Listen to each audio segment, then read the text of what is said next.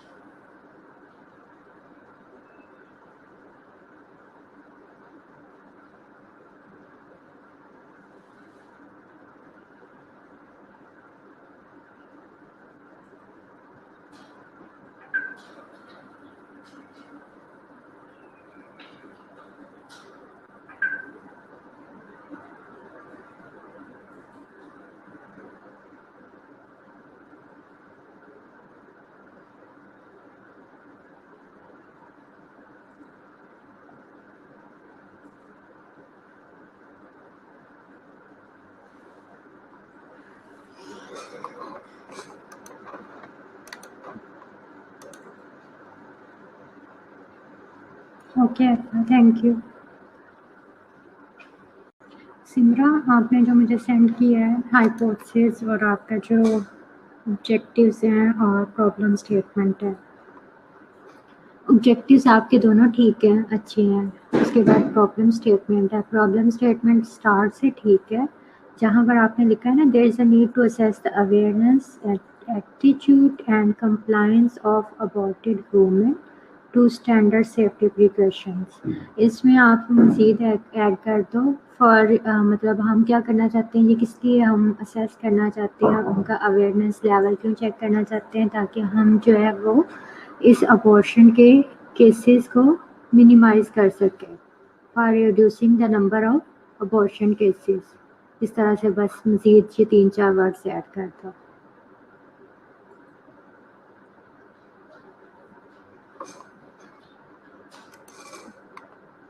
सिमरा, आप सुन रहे हो? सिमरा के ग्रुप में और कौन-कौन है?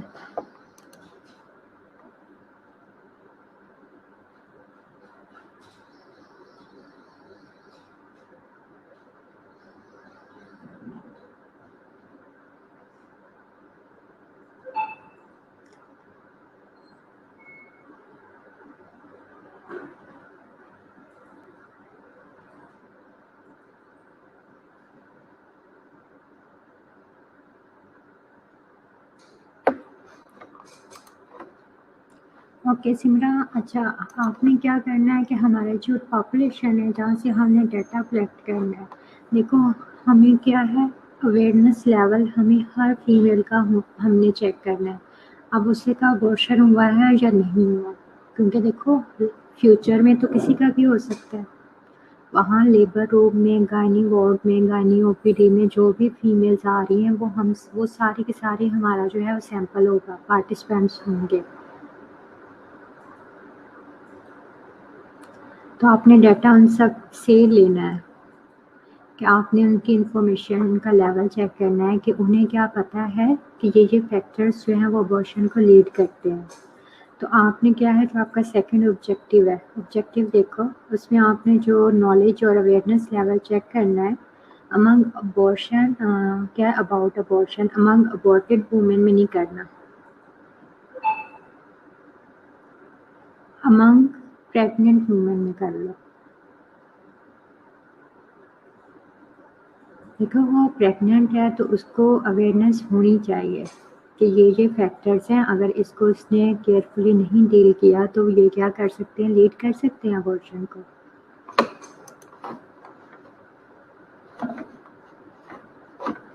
तो आपने अपना सेकंड ऑब्जेक्टिव चेंज करना है, उसमें मतलब जो आपकी पॉपुलेशन है वो चेंज कर देनी है। उसके बाद प्रॉब्लम स्टेटमेंट जो आपने लिखी है उसमें जो लास्ट पे आपने लिखा हुआ है नीड है ना असेस करने की, अवेयरनेस वगैरह की, तो वो उसमें मज़ीद आप ऐड कर दो for reducing the number of abortion cases. ये हम किसी असेस करना चाहते हैं ताकि हम रिड्यूस कर सकें इन केसेस को, इनके नंबर्स को। और उसके बाद हाइपोथेसिस में मे नीड वर्ड यूज़ करना। मे का मतलब है आप तो खुद ही कॉन्फिडेंट नहीं हो अपनी हाइपोथेसिस से रिलेटेड। आपने हाइपोथेसिस जैसे लिखा हुआ है unawareness and failure to compliance to safety measures, तो ये इससे क्या होता है, मे लीड टू अबॉर्शन। मे अंदर से काट दो। आपने फुल कॉन्फिडेंट होकर अपनी हाइपोथेसिस बनानी है।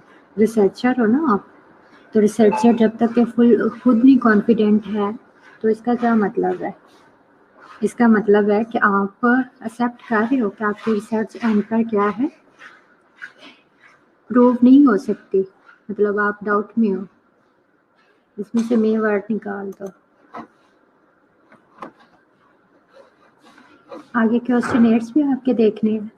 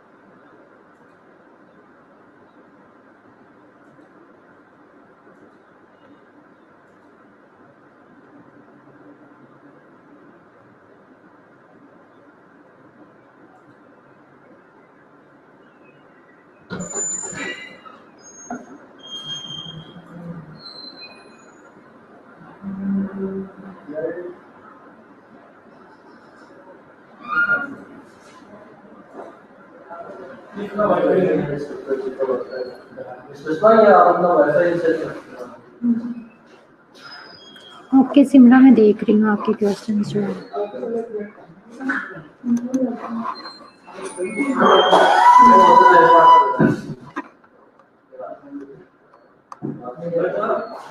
ओके, अब बाकी तीनों में आपका क्लियर है ना, क्या क्या ऑब्जेक्टिव में, प्रॉब्लम स्टेटमेंट में, हाइपोथेसिस में चेंज करना है। वो 5 मिनट्स का काम है। जैसे मैं आपके क्वेश्चनर्स देख लेती हूँ, मैं साथ साथ देखूँगी और आपको गाइड भी करूँगी।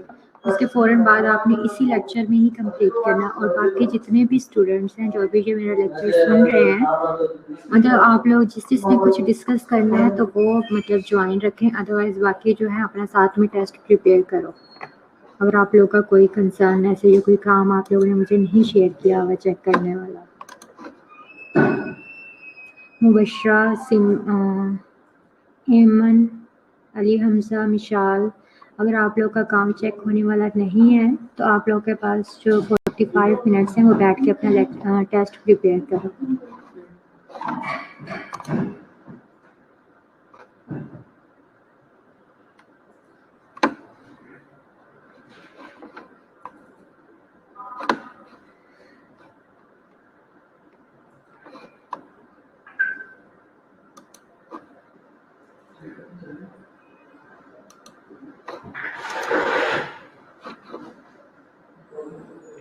ओके सायरा, आपने जो शेयर किया हुआ है वो सिमरा के बाद मैं चेक करती हूँ, बट ये आप कर दो तब तक कि वो मुझे मैसेज रीसेंड कर दो ताकि ऊपर ही आ जाए आपका काम। मैं सिमरा के सिर्फ क्वेश्चन देखती हूँ, उसके फ़ौरन बाद आपका चेक करूँगी और आप लोगों ने फिर इधर उधर नहीं आना। मैसेज रीसेंड कर दो।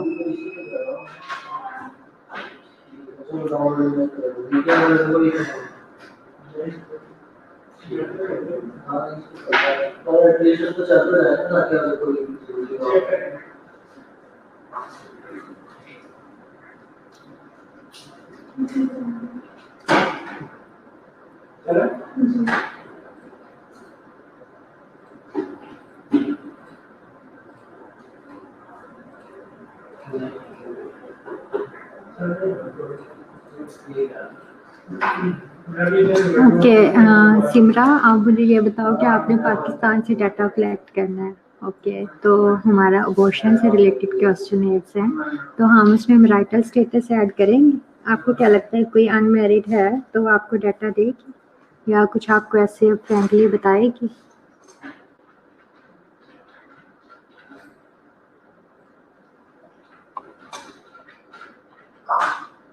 और एजुकेशन में नो एजुकेशन नहीं लिखते, अनएजुकेटेड है। अनएजुकेटेड प्राइमरी सेकेंडरी रहने दो। अंडर मैट्रिक और मैट्रिक से ऊपर कर लो, बस इतना ही काफ़ी है।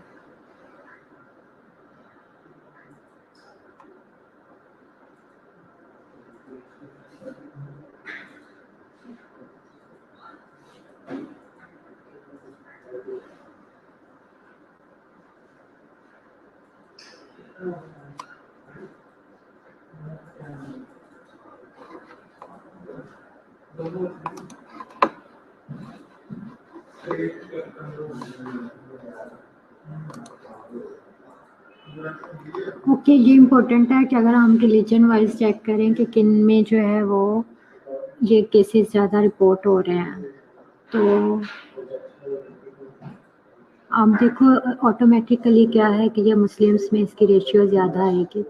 क्यों ज़्यादा आएगी? इसकी वजह ये नहीं है कि मुस्लिम्स जो हैं वो प्रिकॉशंस नहीं करते, वो फॉलो नहीं करते क्या है प्रिवेंटिव मेजर्स को। इसकी वजह ये है कि हम जितना भी डाटा लेंगे उसमें हमारी पॉपुलेशन जो है वो मेजॉरिटी क्या है, मुस्लिम्स की है। तो ये डेफिनेटली क्या है, इसकी रेशियो जो है वो ज़्यादा ही आएगी। फॉर एग्जांपल आपके 100 का सैंपल है तो 90 तो कंफर्म जो है वो आपके 19 नहीं तो चलो 85 तो मुस्लिम्स होंगे ना, फीमेल। तो डेफिनेटली हम उसको कंपेयर नहीं कर सकते बाकी पॉपुलेशन से, बाकी जो है आपके ये रिलीजन वाइज। तो ऐसे शो होगा कि मुस्लिम्स में इसकी रेशियो ज़्यादा है, तो ये आप निकाल दो ऑप्शन।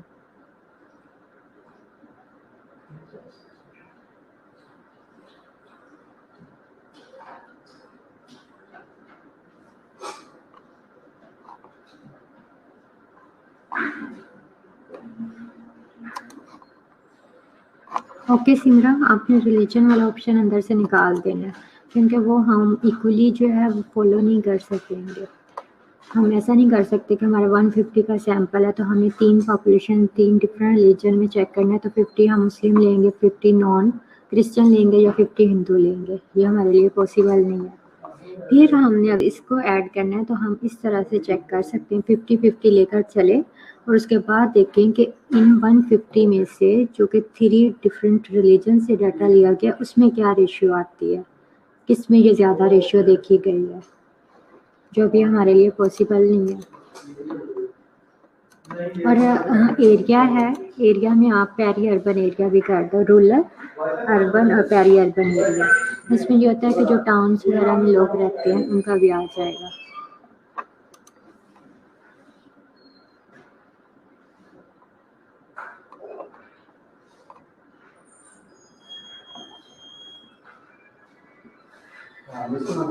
और आप देखो ये कंफर्म रखो कि कहीं अगर आपके 4 एमसीक्यूज़ हैं, एमसीक्यूज़ का मतलब है कि कहीं आपने अगर 4 ऑप्शंस रखे हैं तो आप ज़्यादातर वही 4 ऑप्शंस ही लेकर चलो।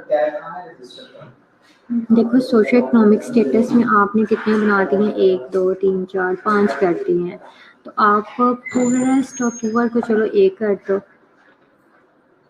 मतलब इनको इस तरह से मैनेज करो कि ये जैसे बाकी ऊपर आपके 3-3 आ रहे हैं तो ये भी 3 में रहें। जैसे देखो नो एजुकेशन में आपने अनएजुकेटेड, अंडर मैट्रिक और ऊपर जो मैट्रिक से ज़्यादा लोग हैं, 3-3 ऑप्शंस लेकर चल लो। और उसके बाद आगे ये ऐसे नहीं करना, हम स्केल एक ही रखेंगे। अगर 4 आपके ऑप्शंस आएंगे तो 4 ही लेके चलना है। एक्सेप्ट सोशल, ये जो हमारा डेमोग्राफिक डाटा है उसके अलावा बाकी जितने भी क्वेश्चनर्स होंगे उनमें स्केल एक ही होगा।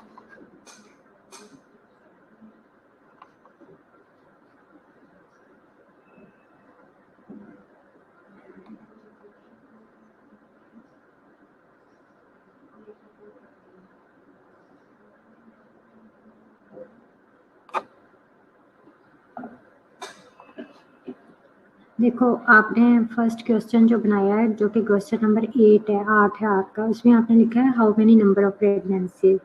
ठीक है, अब उसमें आपने 3 ऑप्शंस दिए हैं, आगे आपके ऑप्शंस आ गए हैं 5। क्वेश्चन नंबर 9 में आपके 5 क्वेश्चन ऑप्शंस हैं, तो आपने ये स्केल ऐसे लेके नहीं चलना।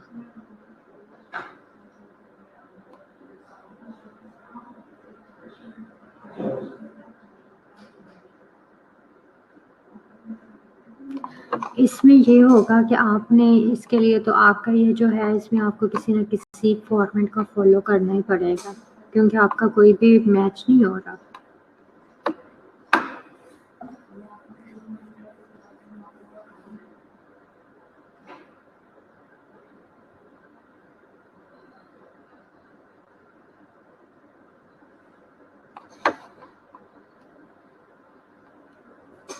देखो आपने किसी में यस नो यूज़ किया हुआ है, किसी में कुछ भी इस तरह के किसी का भी स्केल नहीं है। आप किसी से भी अपनी फेलो से पूछो कि उन सब का स्केल एक ही है, जितने भी उनके क्वेश्चन है। अगर उन्होंने यस नो को फॉलो किया है तो वो एग्री डिसएग्री या उस पर नहीं गए हैं।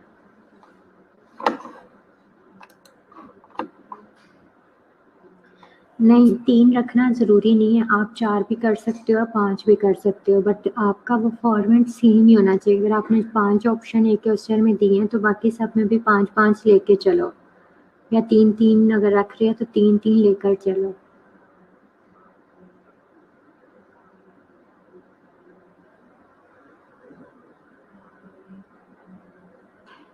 पेरी अर्बन होता है सिमरा, रूरल, अर्बन और पेरी अर्बन।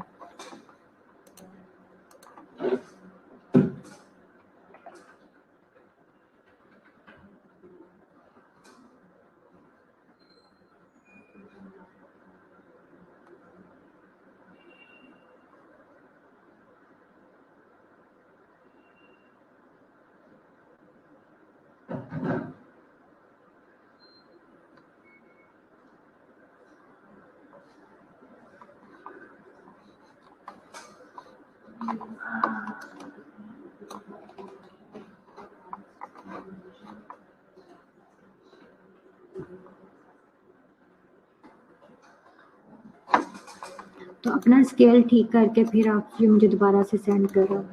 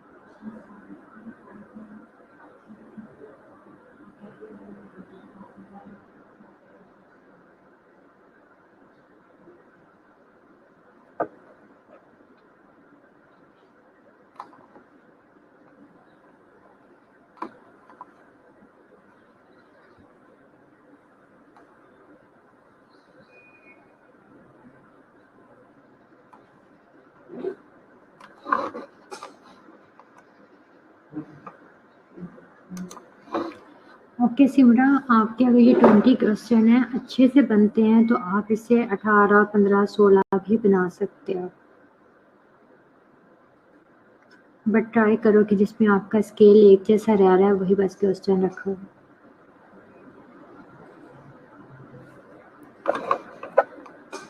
ओके क्लियर है सायरा?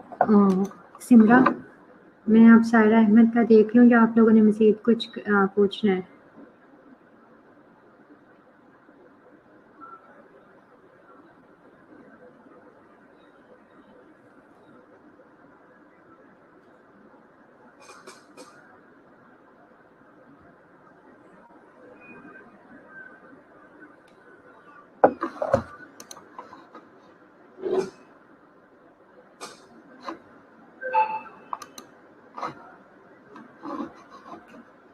ओके सायरा, आपका जो आपने मुझे सेंड किया है इसमें से मैंने क्या क्या चेक करना है?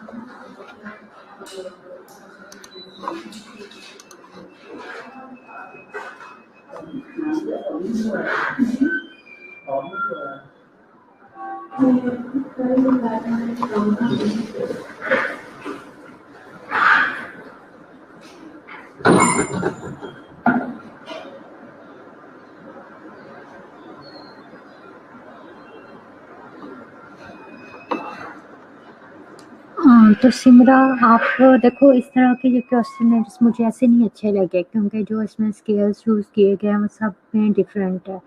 तो आपने जब हमने स्टडी करनी होती है तो उसमें हमने स्केल क्या मैक्सिमम, चलो हम 2 लेके चल सकते हैं। आप लोगों ने स्केल्स वाला चैप्टर पढ़ा है ना, रिसर्च में कौन कौन सी हम स्केल यूज़ कर सकते हैं। चलो हम 2 स्केल यूज़ कर लेंगे, बट इसमें ये नहीं है कि हम हर टाइप का स्केल अपने एक ही रिसर्च में यूज़ कर लें। इसके लिए फिर मैं ये कह सकती हूँ कि जैसे आपने देखा था कि वो थायराइड वालों का उन्होंने डिस्कस किया हुआ था, तो आप भी किसी एक फैक्टर को असेस कर लो, स्पेसिफिक एक फैक्टर को लेकर चल पड़ो। हम उसमें ये करेंगे कि चलो फॉर एग्जांपल आपने 5 दिन में डाटा कलेक्ट किया है, तो उसमें से बाकी सब स्टूडेंट्स ने क्या किया है, 100 का सैंपल लिया है, तो आप 50 का ले लेना, यही कर सकते हैं। क्योंकि सब ने जर्नल पर किया है, सारे फैक्टर्स डिस्कस किए हैं। अगर आपने एक फैक्टर लेकर सिर्फ उससे रिलेटेड इंफॉर्मेशन करनी है तो आप जस्ट ये कर सकती हूँ कि आप उसमें सैंपल साइज कम कर लो।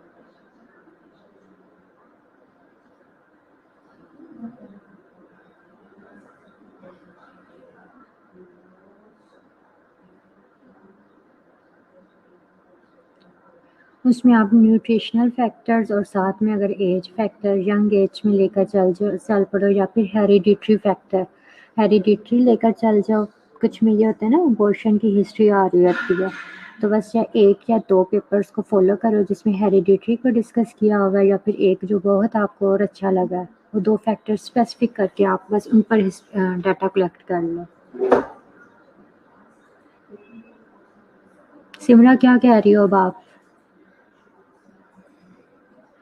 आपने अबॉर्शन से रिलेटेड जितने भी उस दिन हमने पेपर बैठ के भी मैंने आपको दिखाए थे वो भी ऐसे ही थे, किसी एक फैक्टर को ही डिस्कस किया हुआ था, रिस्क फैक्टर कोई एक है उसको लेके चले आ गए थे। तो आप चलो ऐसा करो कि हमें एक फैक्टर से रिलेटेड यहाँ से क्या है सैंपल मिलना मुश्किल है, डाटा मिलना मुश्किल है, तो आप दो रिस्क फैक्टर्स लेके चल पड़ो। उनसे दोनों पेपर्स में देखो क्या क्या स्केल यूज़ किया हुआ है और आप वो स्केल यूज़ कर लो, ठीक है। तो इन बस से बाकी क्वेश्चन निकाल दो। देखो अगर आपने देखा था ना उस दिन पैराथायराइड या थायराइड के कुछ इश्यूज थे, तो उसमें थायराइड से रिलेटेड भी उसके 10 क्वेश्चन थे एक पेपर में। तो अगर आप दो रिस्क फैक्टर्स लेके चलोगे तो आप 15 क्वेश्चन बना लेना, 7 एक में से बना लो, 7 एक में से बना लो।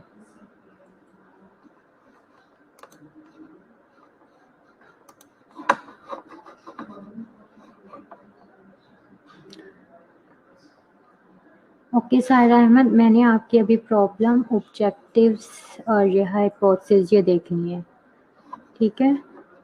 मैंने ओपन कर लिया, मैं आपका देख रही हूँ।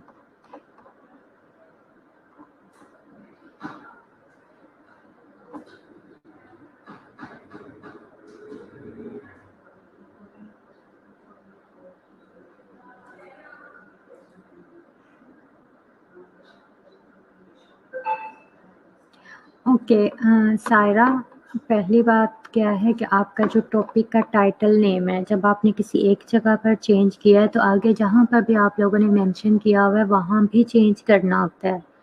देखो फर्स्ट पेज है, उस पर आप लोगों ने टाइटल लिखा हुआ था और उसमें पूरा प्रॉपर वे में लिखा हुआ है शालीमार हॉस्पिटल लाहौर से जो है आपने डाटा कलेक्ट किया है। आगे डिक्लेरेशन में देखो उसमें आपने क्या लिखा हुआ है, We hereby declare that the project work entitled, आगे देखो entitled आपने किया हुआ है अपना टॉपिक नेम और वो हाफ लिखा हुआ है। जनरल पॉपुलेशन तक लिख कर आपने खत्म कर दिया, आगे शालीमार हॉस्पिटल लाहौर ऐसा कुछ नहीं लिखा हुआ। तो आपने अगर टाइटल दोबारा कहीं पर रिपीट करना है तो वो टॉपिक का नेम पूरे का पूरा दोबारा लिखना है। ये छोटी छोटी माइनर मिस्टेक्स आपको क्या है बाद में नहीं याद रहता करनी है। सायरा आपने नोट कर ली अपनी फर्स्ट मिस्टेक?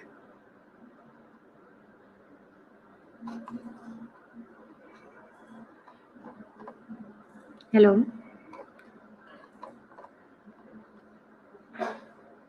ठीक है। तो ये डिक्लेरेशन में लिखा हुआ है वो देखो।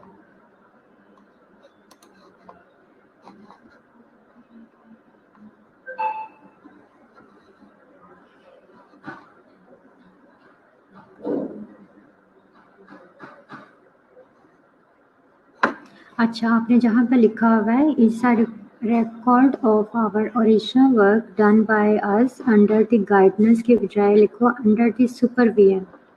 गाइडेंस वर्ड सही नहीं है यहाँ पर लिखने के लिए। Under the supervision of miss Saima Iqbal, supervisor of वो आगे जो भी आपने लिखा हुआ है, ठीक है। गाइडेंस को सुपरविजन कर दो, ये सेकंड है आपकी मिस्टेक।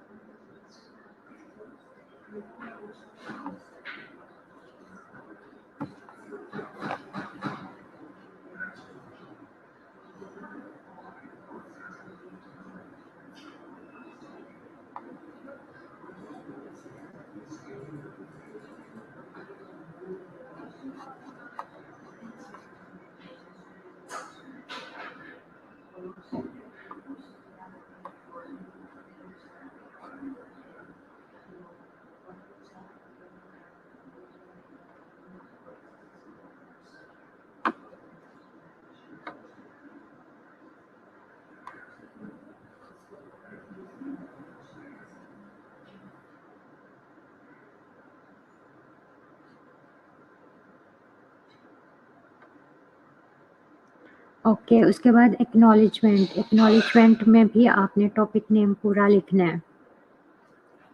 एक्नॉलेजमेंट पर जाओ, वहाँ पर आपने जहाँ पर लिखा हुआ है ना, to do this research on the topic impact of कोविड-19 ऑन मेंटल हेल्थ और जनरल पॉपुलेशन।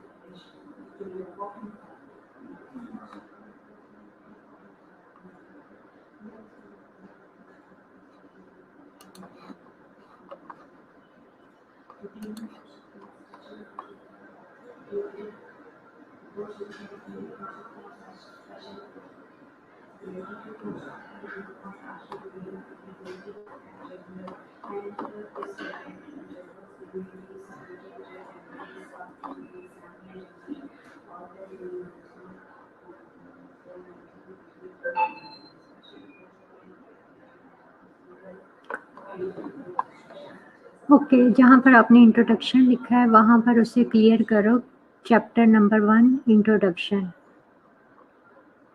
और न्यू पेज से चाहे देखो आपने ये जो रिव्यू ऑफ लिटरेचर है वो ऑब्जेक्टिव्स के एग्जैक्ट नीचे लिख दिया आपने, उसको न्यू पेज से स्टार्ट करना है। इसका मतलब ये है कि न्यू चैप्टर स्टार्ट हो चुका है और उसके पीछे चाहे पूरा पेज भी बचता है, एक लाइन भी पिछले पेज पे लिखी हुई है, वो आप लोगों ने उधर नहीं लिखना, उसको नेक्स्ट पेज पे ही लेके जाना है।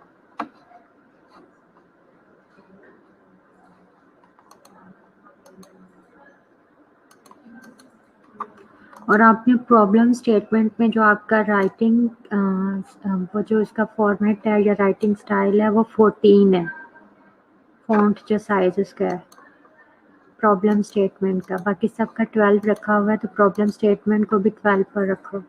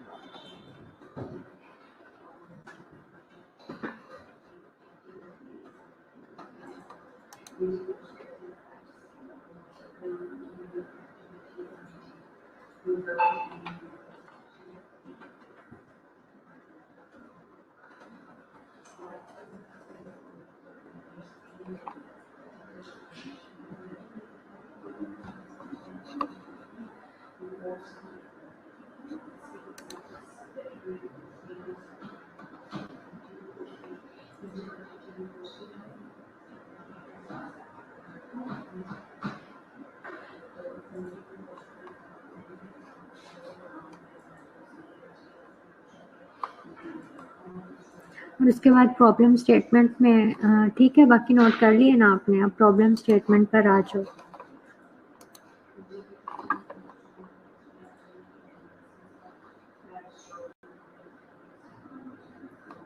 प्रॉब्लम स्टेटमेंट में जो आपने लिखा हुआ है इम्पैक्ट इन जनरल पब्लिक नहीं, इम्पैक्ट ऑन जनरल पब्लिक आएगा।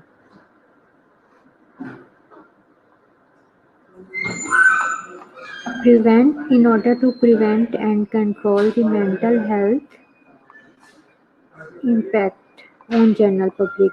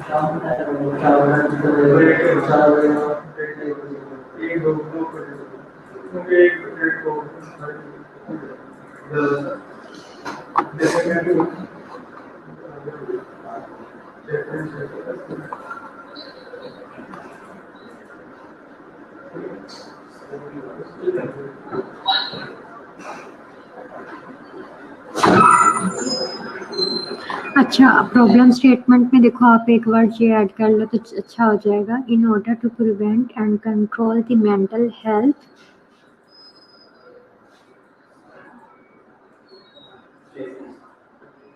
इम्पैक्ट की बजाय मेंटल हेल्थ एडवर्स आउटकम कर लो।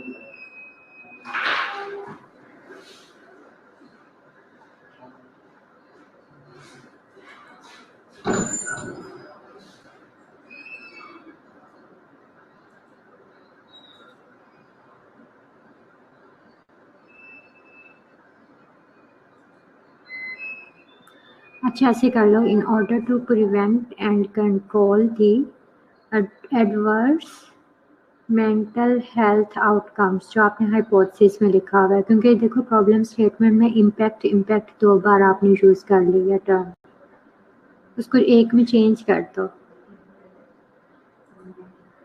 सायरा मैं दोबारा बोल रही हूँ। In order to prevent and control the adverse mental health outcomes.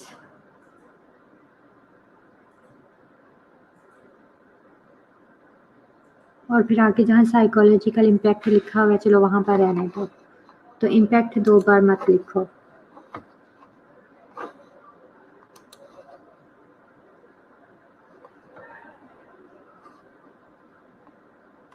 Hypothesis ठीक है आपका, देखो आपने कैसे फुल कॉन्फिडेंट होकर कहा है there is a strong association.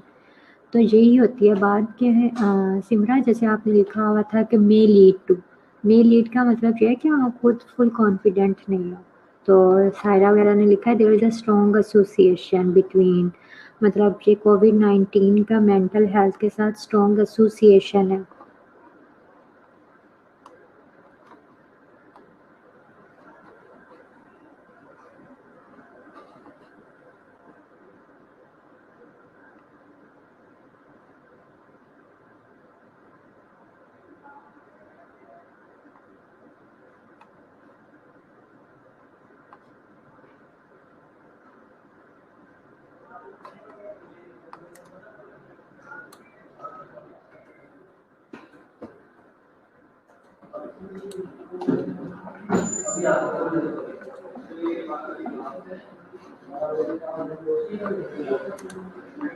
Okay, बाकी आपका ठीक है, ऑब्जेक्टिव्स आपके दोनों ठीक है, आपने एक्सप्लोर किया है, मतलब उनका क्या है असेस किया है, और एक हमने डिटरमाइन करना है रिस्पेक्टर्स को। बस बाकी लिटरेचर रिव्यू वगैरह वो सारा आपका देखा हुआ है ना?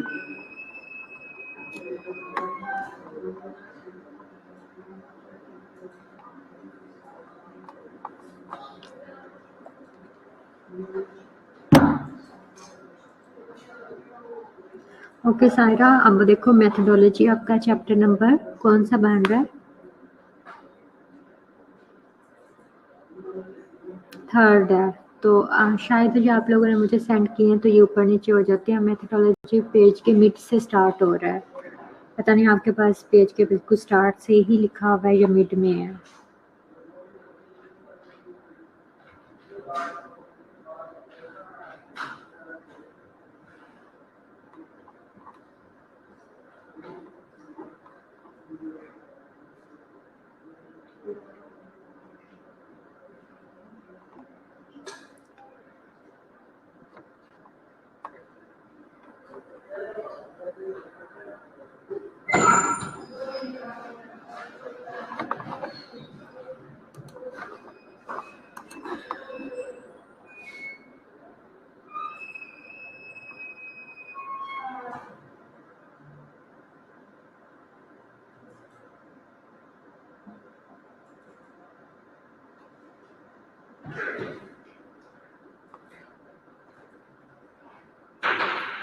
चलें कोई बात नहीं, अगर आप पीडीएफ में करते हो तो अभी मतलब वैसे मैंने साथ में कोई करेक्शन की नहीं है, अदरवाइज़ चेक करवाने का एक तरीका ये होता है कि उसमें क्या होता है कि आप अपने सुपरवाइज़र को जस्ट सेंड कर देते हो, तो वो एक इसमें ना सॉफ्ट में होता है, उसमें करेक्शन होती है कि आपके साथ-साथ क्या है जो बात गलत है वो अंडरलाइन होती जाती है और साथ में सुपरवाइज़र जो होता है वो साथ में जो उसने करेक्ट करवाना वो भी लिख देता है। बट वो एक हाई लेवल का हो जाता है, उसमें ये होता है कि जब तक आप लोग मुझसे सुनोगे नहीं तो आपको कैसे समझ आएगा कि मैंने क्या लिखकर आपको सेंड किया हुआ है। इसलिए जिसका भी मैंने चेक किया है उससे मैंने कहा कि वो साथ-साथ नोट करता जाए, खुद चेंज करता जाए। तो अभी जो मैंने आपसे कहा है आप उसमें प्रॉब्लम स्टेटमेंट में थोड़ा-सा ऐड कर लो और इसके अलावा टॉपिक का नेम आपने 2-3 जगह पर लिखा हुआ है नीचे, एक्नॉलेजमेंट में, डेडिकेशन में है या पता नहीं और कहाँ पर है, वो कंप्लीट कर दो। एक आपने गाइडेंस के बजाय सुपरविजन है। ये थोड़ी-थोड़ी आपकी माइनर मिस्टेक्स हैं, उनको करेक्ट करके फिर आप फाइनल कर लो। ओके, तो जैसे ही आप लोग कॉलेज आते हो तो आप लोगों ने अपना ब्रेक का टाइम कंज्यूम करना है और उसमें आप लोगों ने जाकर डाटा कलेक्शन करना है। और जो लोग इधर हॉस्टलाइज्ड हैं वो तो ईज़िली जा सकते हैं।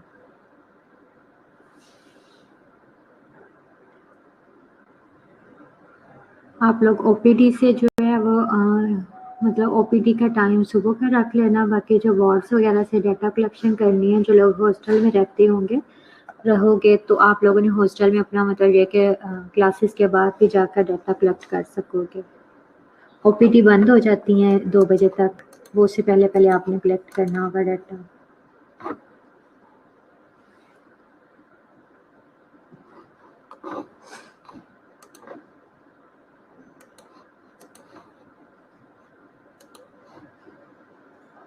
ओके सायरा, क्लियर हो गया? आपने मज़ीद इसका कुछ पूछना है अपने टॉपिक से रिलेटेड?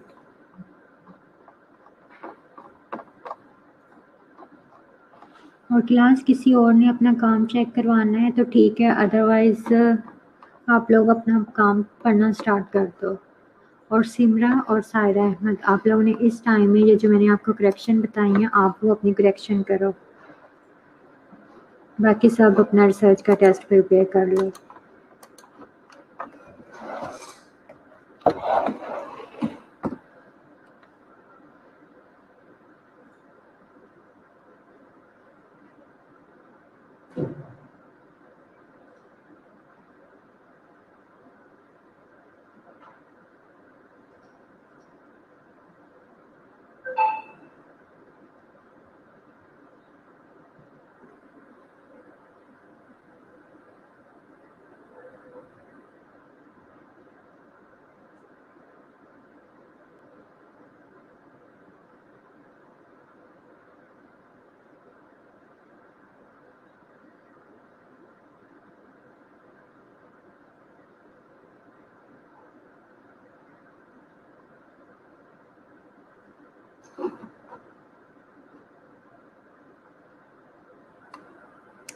वेरिएबल्स कहाँ हैं? सबा, आपके वेरिएबल्स मैं इजी हूँ, आप मुझे बताओ कहाँ हैं वेरिएबल्स आपके लिखे हुए?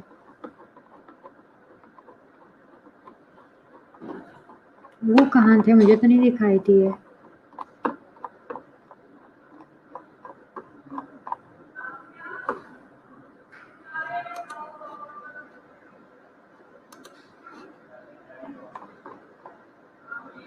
ओके, वेरिएबल्स दिखाई दे रहे हैं, ठीक है।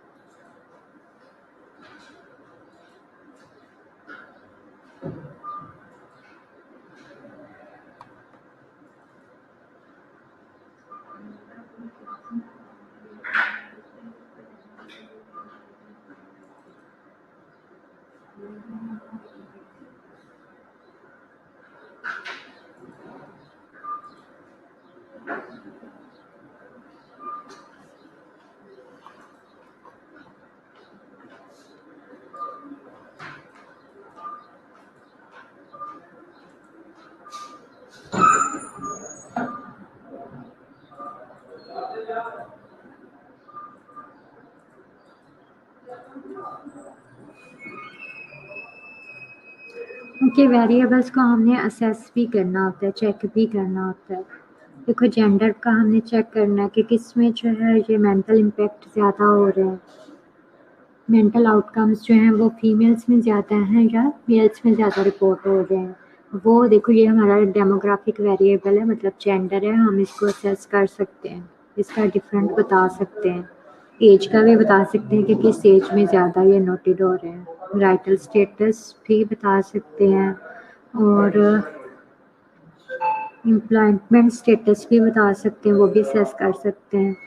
Attitude, beliefs, misinformation, fear और वरीडनेस, ये सब का अलग अलग आपने ऐसे टेबल बनाया हुआ है, मतलब हमारे क्वेश्चन में आपने ऐसे लिखा हुआ है।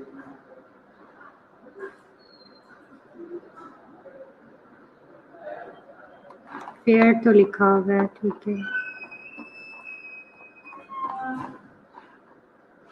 फेयर है, मिस इन्फॉर्मेशन, वरीडनेस और बिलीव्स रह गया, वो मैं देख रही हूँ आपके टेबल्स के साथ मैच करके।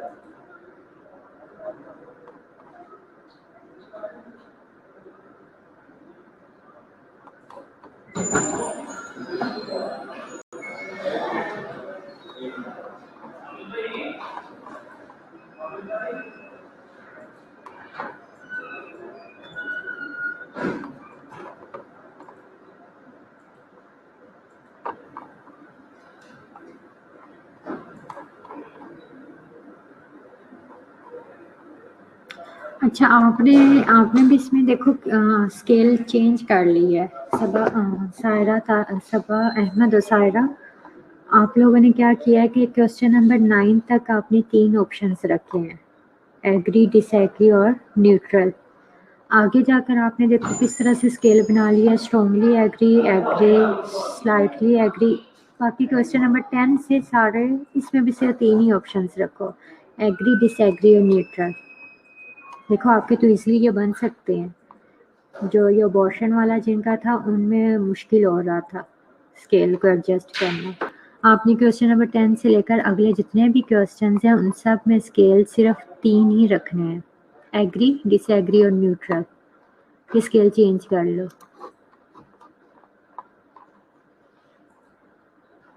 क्लास मैंने आप लोग की अटेंडेंस मार्क की हुई है, इसलिए दोबारा से मत लगवाओ अपनी अटेंडेंस। जो मैंने ग्रुप में मैसेज शेयर किया हुआ है उसमें नजफ़ ने और एक और स्टूडेंट है उसने अपनी दोबारा से रिपीट करवाई है। इसके अलावा कोई प्रेजेंट है तो वो बता दे, अदरवाइज रहने दो। मैं अटेंडेंस दोबारा नहीं नोट कर रही आप लोग की। सायरा अहमद, मैं दोबारा से आपको बता रही हूँ कि आपका क्वेश्चन नंबर 10 से जो स्केल है आप लोगों ने 5 उसमें ऑप्शंस दे दिए हैं, उसको ख़त्म करके जैसे आपके क्वेश्चन नंबर 9 तक हैं 8 तक सेम वही क्वेश्चन आगे लेकर जाओ ऑप्शंस।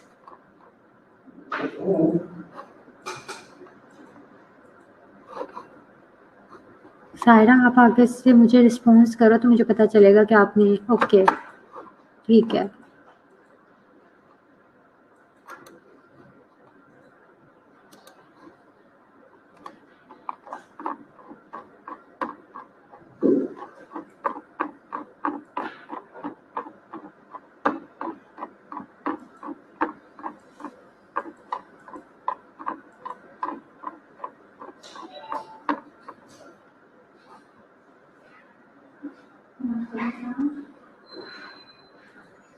इसमें से एक वेरिएबल से निकाल दो, मिस इन्फॉर्मेशन, बाकी आपके ठीक है, काफ़ी है।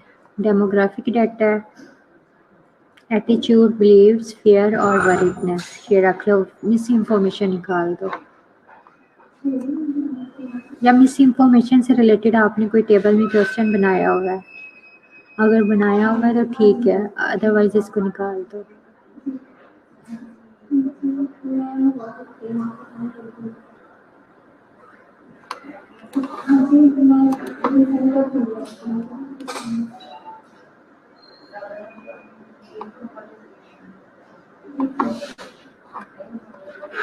चलो ठीक है, बाकी वेरिएबल्स भी ठीक हैं, प्रॉब्लम स्टेटमेंट और वो बाकी थोड़ी बहुत आप सेक्शन कर लो, आपका कंप्लीट है काम।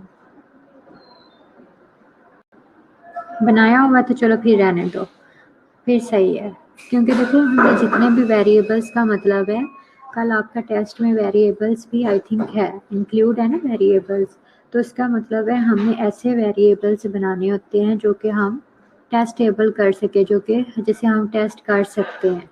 टेस्ट का मतलब यही है ना कि उससे रिलेटेड हम इंफॉर्मेशन लेकर डाटा कलेक्ट करके उससे रिलेटेड क्या है हम अपने रिजल्ट्स बता सकते हैं कि जो वेरिएबल है उसके अगेंस्ट ये रिजल्ट आया है।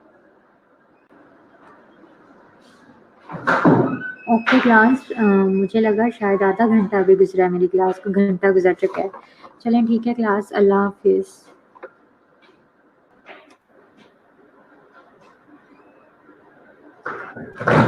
अल्लाह हाफिज़ क्लास।